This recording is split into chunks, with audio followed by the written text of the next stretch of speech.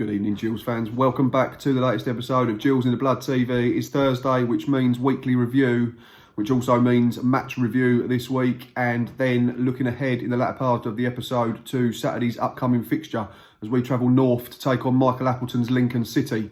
But we'll get to them later on in the piece. First of all, Southend revisited. Tuesday night, we travelled to Roots Hall, knowing that 3 points would put us within 4 points of the playoffs in Sky Bet League One, albeit having played a couple of games more than those around us, aside from Peterborough, who we do still have a game in hand over. And if we win that, we could get within 3 points of the Posh. Currently now 3 points behind one of the biggest clubs in the world, Ipswich Town, which is a monumental effort from everyone involved, from players to coaching staff and everyone else in between, fans, staff behind the scenes. To be sat approaching mid to end February, being only 3 points behind one of the pre-season favourites to be promoted is an excellent effort, and not one to be underestimated, I don't think. But Southend itself wasn't pretty. In fact, it was pretty turgid for the most part. First half, we were awful. I think it's probably the best way to describe it. We set up with what looked like a 4-4-2/4-2-4 system. We had Mika Mandron and John Akinde through the middle. We had Brandon Hanlon and Jordan Roberts from the side, and it left Matty Willock and Thomas O'Connor holding the fort in front of the back four pretty much single-handedly on their own. And I know Steve Evans come out a couple of weeks ago and said he's going to be brave and take more risks in an attempt to try and gate crash the top six, but I don't want him to do that at the expense of what is a really, really good defensive record this season. And Blackpool away, and then Tuesday against Southend, I think we got away with it to a degree because we were too easy to play through. We didn't have an orthodox number 10 central attacking midfielder, so we didn't have one in between the lines who would drop in between their midfield and defence and make it difficult to defend against. I think we just made it very easy for them. I said at the time, Tuesday evening, I tweeted and said I could understand the thinking behind it. They had an 18-year-old keeper, an 18-year-old centre-back making their way in the game. So I think the idea was to get balls into wide areas and then crosses into the box and put pressure on them. But I think we went too long too early. What we was doing was playing big diagonals down the throat of the keeper and the two centre-halves, one of which was Timothée Dieng, who's vastly experienced, and he won pretty much everything in the air, and probably John Akinde's worst game for Gills. And Stocky said to me while we was watching the game, it is on the box, that it wasn't his fault because he wasn't getting any service. But second half, he had the ball a few times and nothing came off. I think one time near the end, he's trying to hold it up and he back heels it out for a throw. A couple of other times, he's bounced off his shin. And just one of them nights, driving rain, howling winds again. It's become the norm at the moment. So in terms of getting the job done, getting the 3 points and getting the hell out of there, that's what we've done. And on the flip side of a poor performance on the whole, it's a good sign that we're not playing well at times. And probably there's a case to say that the 3 wins on the bounce have probably been 3 of our worst performances in the whole unbeaten run. If you think 70 minutes at Blackpool, we weren't very good. First half, up until the red card at home to Donny, we weren't very good. And for 60 minutes against Southend, we weren't very good. But credit the boys, after we went 1-0 in front through Connor Ogilvy's header, his fourth for the season, from a delicious Jordan Graham cross, we managed it pretty well, aside from one moment when young Matty Rush escaped our back four in the dying seconds and luckily dragged his shot wide of Jack Bonham's far post. And in fairness, Southend probably would have deserved a point if they'd got it, because they were better than us. They played the conditions better than us. They got the ball down better than us. They played round us. We just went from back to front far too early, in my opinion. Jordan Graham did make a difference though. His first touch was out of his feet and away from the left back. He got to the byline and put in a good ball that was cleared for a corner. I think he put in a couple of good set pieces. A couple of times it didn't come off, but he's a winger. He's not going to get every cross on a sixpence, and ultimately he's come on and had an impact because he set up the winning goal. First assist for the club, which is great. Fingers crossed he can kick on from there. And yeah, Thomas Reeves, not Luke Cordell, was writing this week for the Medway Messenger, and Thursday's edition ended with his match report, which said the Gills saw out 4 minutes of second half stoppage time with relative ease. Although Gillingham will have played 2 more matches than Sixth played Portsmouth, it sets them up nicely ahead of another crucial away trip to Lincoln this weekend. It does. It's another big chance. I think there's teams above us that are playing each other. I think if we look at the fixtures quickly before we get into Lincoln in more detail.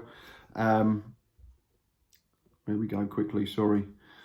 Yeah, Fleetwood Portsmouth is the one that stands out. That's Fleetwood in 8th and Portsmouth in 6th. They play each other. Draw would be a great result, wouldn't it, if we could win? But obviously we've got to take care of ourselves first. Just looking at the fixture, I'm not sure there's any others that directly have an impact.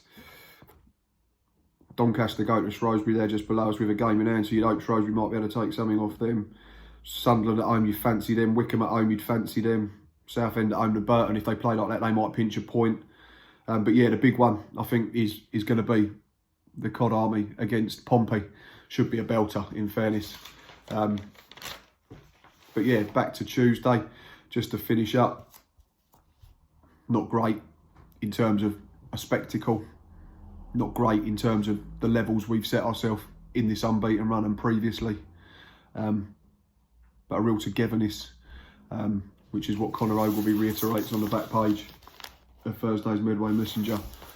A real hunger, a real desire to dig in, to battle, to help your teammates out when they're not at their best, and to ultimately score a goal, defend it and get over the line and win a game of football, which is what we've done. And 877, I want to say, Gills fans made the trip across the Dartford Tunnel, which was absolutely horrendous by all accounts. So fair play to all of them, justly rewarded again. And there's been some pretty salty fans of opposition teams in the last 7 days, haven't there? Started after the home game last week, got blocked by a Doncaster fan who decided to tweet me and then block before I could reply, which is odd behaviour, but never mind.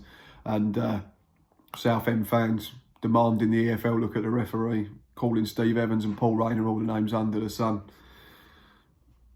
I've been converted and I've said that, and I'm happy to admit that. All I ever wanted was Gillingham to be winning football matches and not losing football matches. We're 14 undefeated. We have a sneak of the playoffs. The home form's great.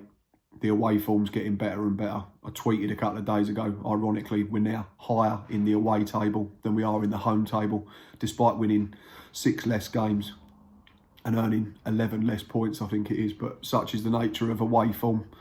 I think we sit 6th with 3 wins, 10 draws and 3 defeats. At home, we're 8th, I think, with 9 wins, few draws and 4 defeats. But yeah, we're giving ourselves a chance. We're allowing ourselves to believe and dream, which is great.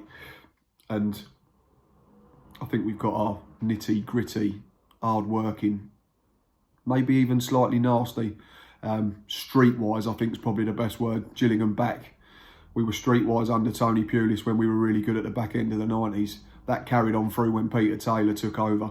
We were streetwise back in the 2008-9 season when he managed to get promoted out of League Two via the playoffs, and just starting to see the same sort of qualities and attributes in this side.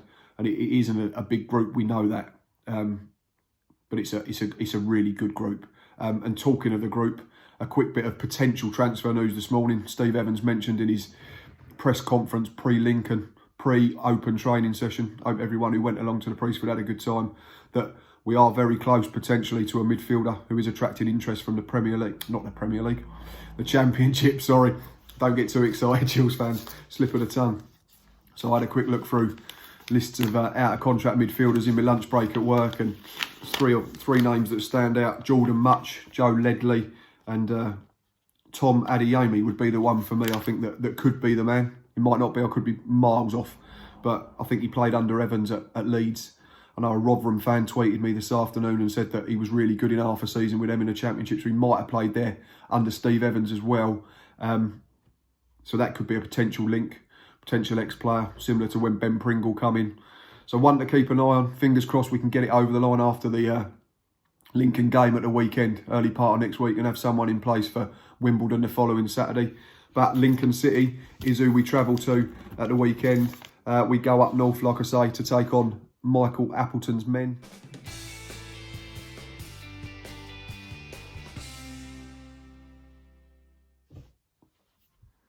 It's been a tricky job on the whole, I think, for Michael Appleton. I think he's clearly a good coach at this level. Done really well at Oxford a few seasons ago.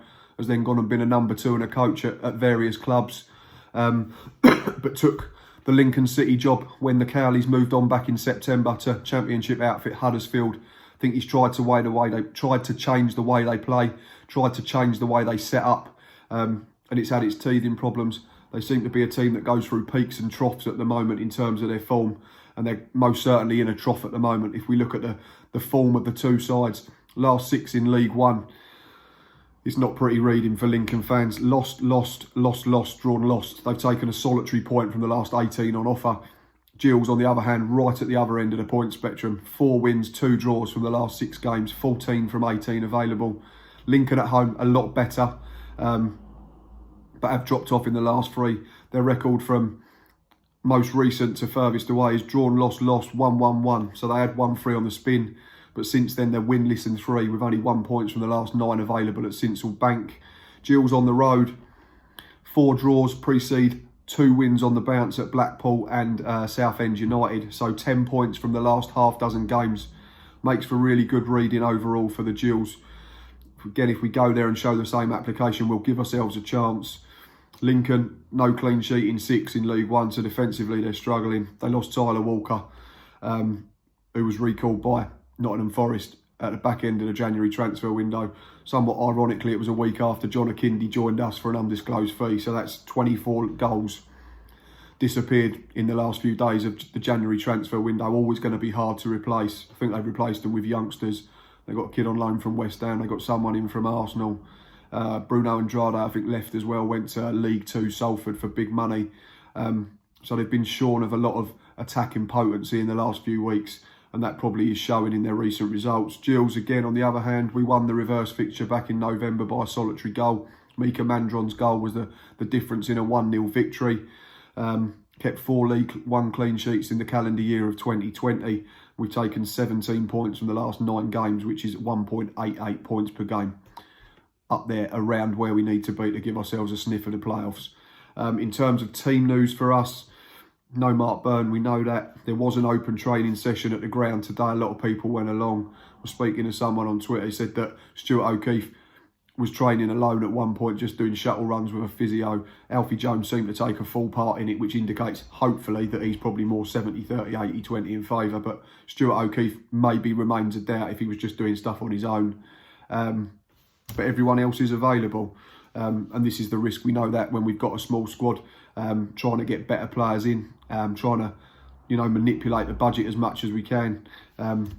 So in terms of team news, team selection, back 5 doesn't change for me. Jack Bonham, Barry Fuller, Max Amar, Jack Tucker and Conor Ogilvie have been absolutely immense for a long, long time now playing together. And continuity breeds confidence, and you can see that in the performances and you can see that in the results. And even when we're up against it or not at our best, everyone's willing to dig in, everyone's willing to put their head on the line, chuck their bodies in the way. So the back 5 picks itself at the moment. In front of that, I'd go with Thomas O'Connor from the base of a diamond. I want us to get back to that. I think we've been too open in our last 2 away fixtures. I'd have Matty Willett from the right-hand side. I'd recall Ben Pringle to go on the left-hand side of a diamond. Thought he was harshly dropped for the Southend game during the week, but he might have been one that was carrying a little knock. And I'd have Jordan Roberts in the 10 behind John Akindi and Brandon Hanlon. A little bit harsh on Regan Charles Cook and Ollie Lee.